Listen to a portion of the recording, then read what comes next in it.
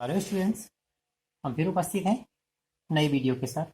ये video 10th class students science के लिए है और यहाँ हम लेकर के आए हैं आपके लिए कुछ नया।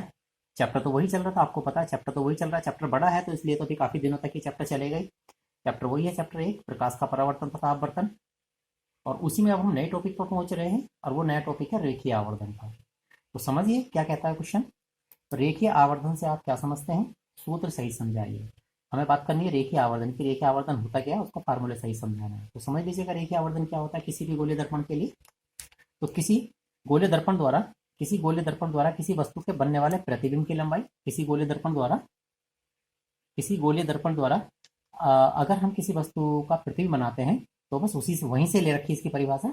तो किसी गोलीय दर्पण द्वारा किसी वस्तु के बनने वाले प्रतिबिंब की लंबाई और स्वयं वस्तु की लंबाई के अनुपात को ही हम क्या कह देते हैं, रेखीय आवर्धन कह देते हैं। और रेखीय आवर्धन को कैसे प्रदर्शित किया जाता है, एम से प्रदर्शित किया जाता है। देखिए ये बात हमने बताई थी आपसे कि जब भी कभी किसी गोलीय दर्पण के सामने कोई वस्तु रखी जाती है तो गोलीय दर्पण उस वस्तु का प्रतिबिंब चाहे तो वस्तु से छोटा चाहे वस्तु से बड़ा या वस्तु के बराबर बनाता ही है। ये आपने पीछे कंडीशन से में आपने समझ लिया अच्छे से।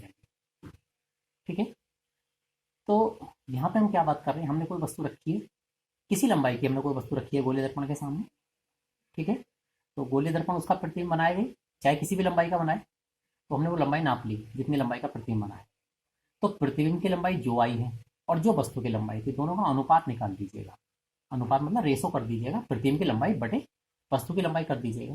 तो जो वैल्यू जो भौतिक राशि हमारे पास आती है वही कहलाती है रेखीय आवर्धन। क्या कहलाती है, रेखीय आवर्धन। ठीक है, इसको कैसे प्रदर्शित करते हैं, एम से प्रदर्शित करते हैं। और हमने लिखा भी है, देखिए यदि किसी वस्तु के बनने वाले प्रतिबिंब की लंबाई आई और स्वयं वस्तु की लंबाई अगर ओ हो तो प्रतिबिंब की लंबाई तो हमने आई मान ली और वस्तु की लंबाई जो थी वो ओ थी। तो अभी मैंने क्या बताया परिभाषा के हिसाब से, रेखीय आवर्धन बराबर प्रतिबिंब की लंबाई और बटे वस्तु की लंबाई। तो रेखीय आवर्धन को तो एम से प्रदर्शित करते हैं और प्रतिबिंब की लंबाई हमने आई मानी है और वस्तु की लंबाई ओ है। तो सीधी सी बात है एम बराबर कितना हो जाएगा, आई अपॉन ओ। इसे हमने समीकरण नंबर फर्स्ट कह दिया है। लेकिन आई अपॉन ओ जो होता है वो तो बी अपॉन यू के बराबर भी होता है। आई अपॉन ओ जो होता है वो बी बटे यू के बराबर भी होता है। पता है बी क्या है यहाँ पे, बी दर्पण के ध्रुव से प्रतिबिंब तक की दूरी, यानी दर्पण का जो ध्रुव बिंदु है पी, सारी दूरियां वहीं से नापी जाती हैं। तो इसलिए ध्रुव बिंदु बहुत महत्वपूर्ण बिंदु होता है, ध्यान रहे। तो दर्पण के ध्रुव बिंदु से प्रतिबिंब तक की दूरी, प्रतिबिंब कहाँ पे बन रहा है मुख्य अक्ष पर, वहां तक की दूरी है। और यू होता है दर्पण के ध्रुव से वस्तु तक की दूरी। तो ये बात आप ध्यान रखें, बी क्या है और यू क्या है। तो चूंकि I upon O B upon U के बराबर भी है और आई अपॉन ओ अभी अभी मैंने बताया समीकरण फर्स्ट में वो एम के बराबर भी है। तो एम बराबर हो जाएगा आई अपॉन ओ और बराबर हो जाएगा बी अपॉन यू। तो वही समीकरण नंबर फर्स्ट और सेकंड से देख लीजिएगा आप, ये आगे हमारे पास एम बराबर आई अपॉन ओ बराबर बी अपॉन यू। यहाँ पे हमने कुछ नोट करके लिखा है, इस बात को आप जरा थोड़ा ध्यान से देखें। पूछा जाता है सीधे प्रतिबिंबों के लिए रेखीय आवर्धन हमेशा धनात्मक। मैंने बताया अभी पीछे जब स्थिति आपको बताई थी तो तुमने देखा होगा कुछ प्रतिबिंब हमेशा वस्तु के सीधे बनते थे तो कुछ उल्टे भी बनते थे।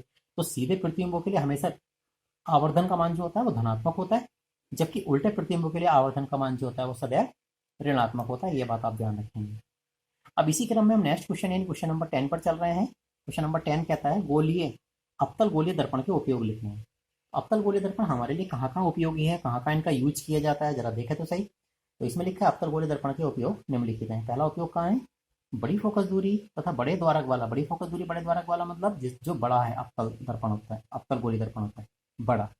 तो बड़ी फोकस दूरी तथा बड़े द्वारक वाला अवतल गोलीय दर्पण दाढ़ी बनाने के काम आता है।